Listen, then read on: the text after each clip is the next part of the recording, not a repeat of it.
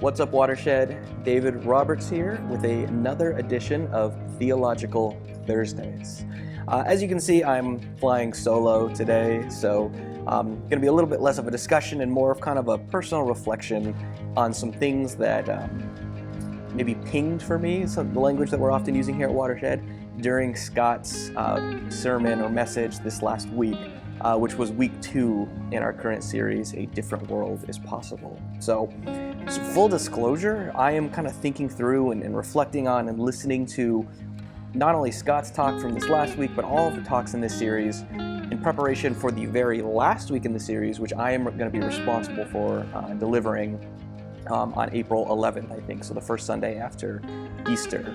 And so that's kind of where my head's at as I'm listening to Scott, and hopefully, and I told Scott this earlier today, hopefully there was a lot in Scott's talk that I'm really excited about and could see myself kind of diving into greater detail on, in a few weeks when I deliver my own message in the talk. So kind of just a couple things that I wanted to share that I kind of got excited about as I listened to the message.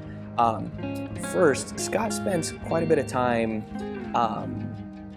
wrestling with the tension around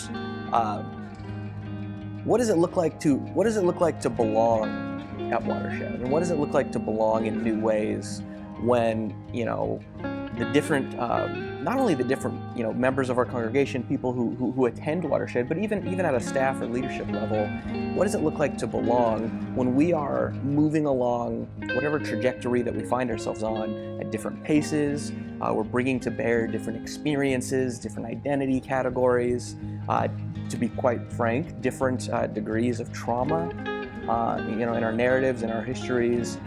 What does belonging look like? And I'm not sitting before you today with a definitive answer necessarily to that question. I appreciated that Scott brought it up, and interestingly, there was actually a robust conversation that went on as Scott was sharing in the comments on Facebook, which we always love to see.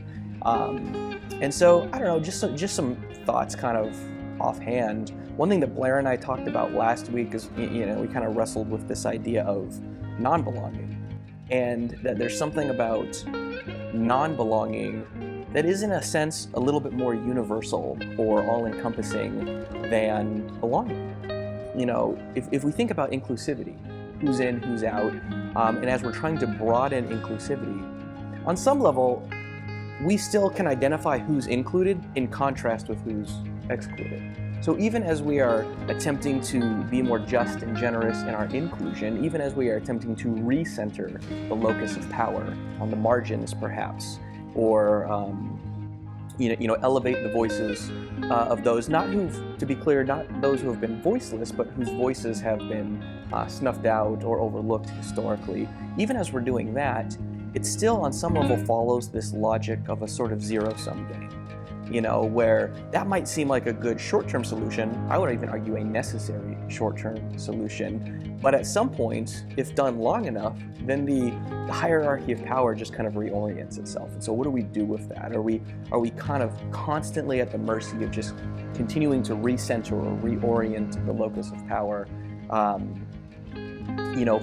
away from whoever is privileged at the time onto whoever is marginalized, and then the cycle repeats itself? I do have some thoughts on that. I don't want to dive into it today, because I think we're going to hear it a little bit in the coming weeks from Sean, from Cedric, and then of course myself later on in answering that question. But I kind of wanted to center it or highlight it as something that is clearly very much live in our community right now. And kind of in that same vein, another thing that Scott talked about that I thought was interesting and helpful was this idea of purity. And many of us, myself included, maybe grew up in a religious or faith context that was centered around purity cultures. And at the most base level, a purity culture is a kind of fantasy. It's this idea that if we can remain pure or achieve purity by removing the imperfection or the flaw, the fly in the ointment, so to speak, that's the thing that's going to bring wholeness or salvation or completeness, whatever metaphor you want to use. And I appreciated how Scott highlighted the ways in which the Jesus narrative, the life, death, and resurrection of Jesus, but especially the ministry of Jesus, on a day-to-day level, really complicated this idea and this notion of He talked about the yeast both in the parable that Jesus uses, but also the relationships that Jesus had. Introducing the thing that normally, historically, culturally, or contextually would have arrived as an impurity, that is in fact the thing that sort of unlocks or keys transformation or salvation in some sense. It raises a question for me, if I'm being honest. It raises the question for me is again, and this is similar to the inclusivity conversation, is there a point at which the introduction of a kind of impurity also then repeats the cycle, and it kind of becomes the new way or the new means by which we achieve some kind of like wholeness to the exclusion of whoever or whatever doesn't fit. It's kind of the circular, cyclical, repetitive logic of it that vexes me, for lack of a better word. Obviously, on some level, we are identifying. It's easy to identify the fissures in our society, in our power structures, in our hierarchies, where we need to decenter, power and voice and platform away from kind of oppressive individuals or identities or structures, and recenter or relocate it onto marginalized or overlooked voices or groups. But how do we avoid repeating that cycle?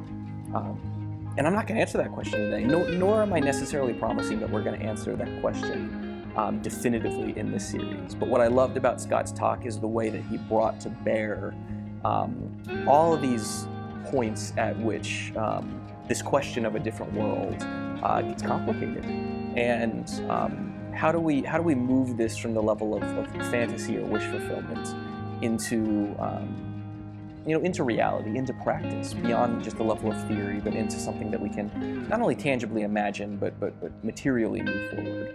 And so think of this Theological Thursday as sort of like the intermission. And I realize we're only two messages in, we're not even halfway through, but I kind of wanted to zero in our focus on some of these themes for the coming weeks. Sean Bowers-Buxton is going to be sharing with us this weekend.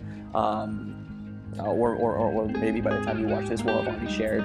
Following that, Cedric Lundy, and then it's going to be Easter, and then myself closing the series. And so, kind of, again, just wanted to narrow our focus on some of these questions, some of these complications that are necessarily and inevitably arising as we wrestle with and dialogue about what a different world could look like.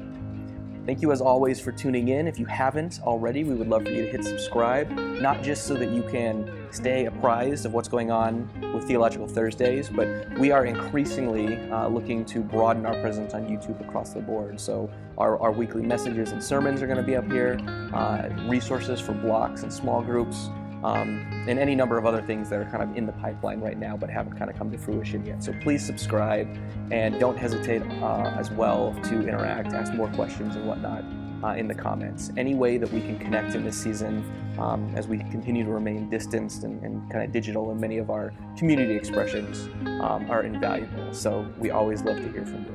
Thank you once again, and we will see you next week with another edition of Theological Thursdays.